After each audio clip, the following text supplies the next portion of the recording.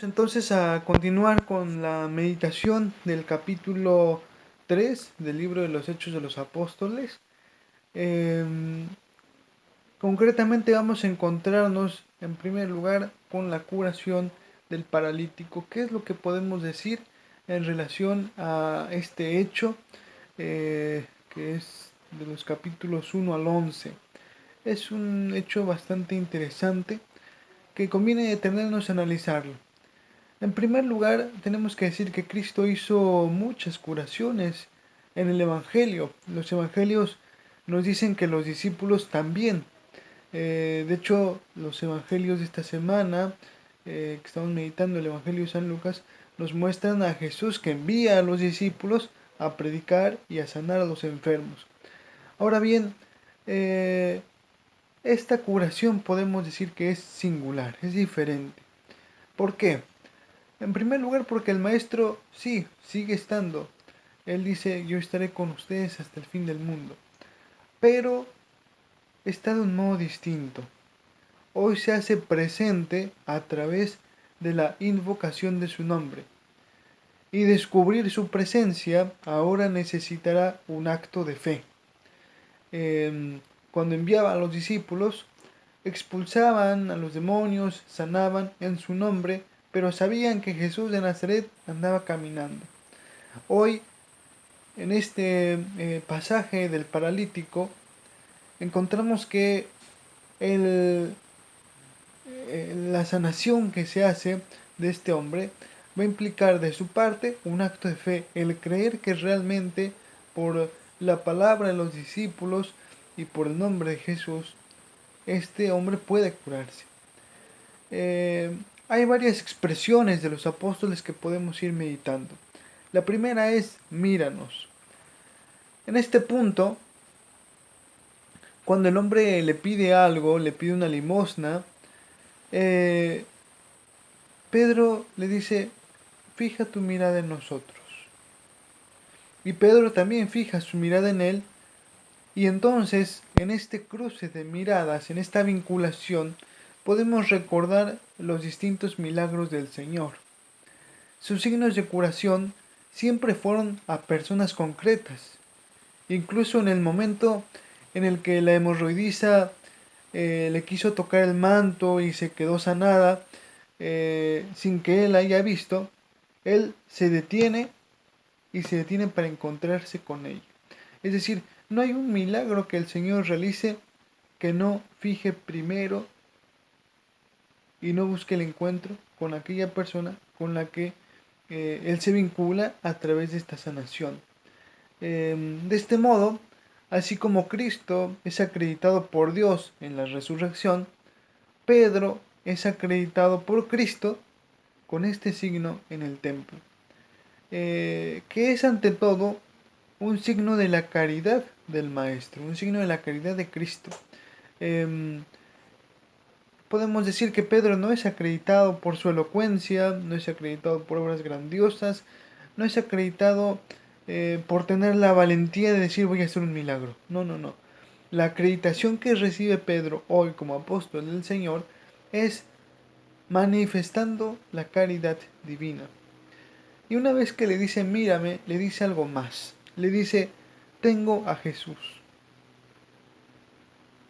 El texto dice que el paralítico esperaba a alguien, esperaba a algo, esperaba una limosna, esperaba pues una ayuda económica, y Pedro no le da algo, Pedro le muestra a alguien, tengo a Jesús.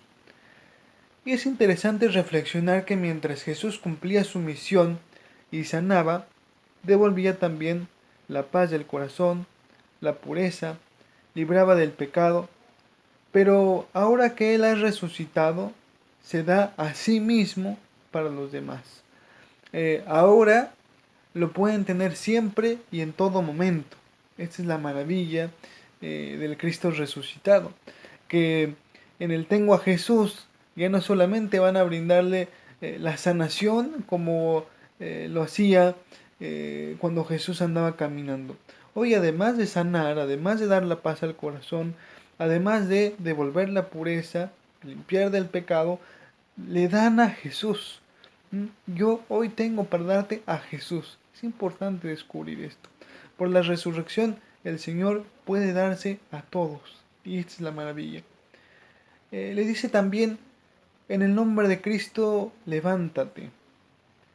Esto es lo que había dicho, esto que había dicho, perdón, nos hace recordar aquella cita que dice, donde dos o tres se reúnen en mi nombre, ahí estaré yo y les concederé lo que me pidan. Y esta vez Pedro no duda, ya no duda como en el momento en el que caminaba sobre las aguas y pidió un signo, Jesús se lo da, él comienza a caminar y cae. Hoy con toda firmeza, que demuestra también la fe de Pedro, le dice, levántate. Y realiza el milagro, un milagro que antes no hubieran podido hacer.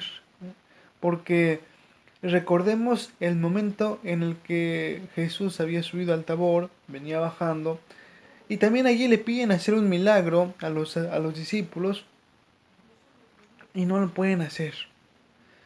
No lo pueden hacer. ¿Por qué no lo pueden hacer? Porque les faltaba fe. No tenían esa convicción. Y eso que venían bajando del Tabor, habían visto al Señor transfigurado, pero les faltó fe.